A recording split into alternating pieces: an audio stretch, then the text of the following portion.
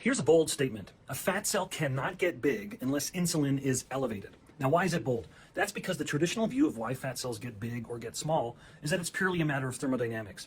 It's just whatever energy is coming in versus whatever energy is going out. Now, I have a unique appreciation for thermodynamics with my PhD in bioenergetics. So while some people like to claim that my statement that insulin is necessary for the growing and shrinking of the fat cell suggests that calories aren't relevant is not true. I'm not saying calories don't matter, but I am saying that a focus on calories in, calories out leads to just silly and difficult to quantify outcomes. Insulin is the signal that tells the fat cell what to do with the energy that it has available to it. Okay, let's break this down. First, a fat cell can't grow unless insulin is present.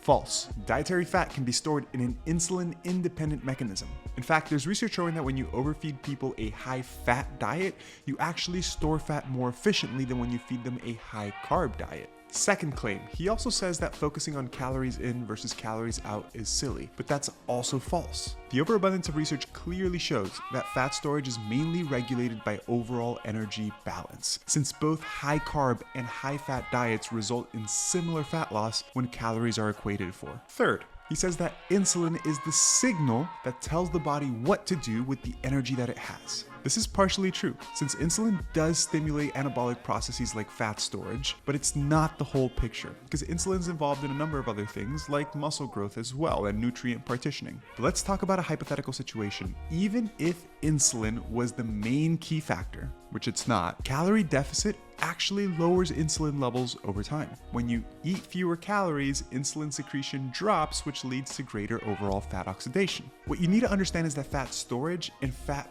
burning are dynamic processes. The main issue with the argument of insulin equals fat storage is that it only looks at one side of this equation, fat storage. But fat storage and fat breakdown, aka burning fat, are constantly happening. And what actually matters is the net balance between the two. And when you're in a calorie deficit, you shift that net balance towards fat burning independent of where the calories are coming from. Hope this helps, and for more evidence-based nutrition and fitness content, make sure to give me a follow.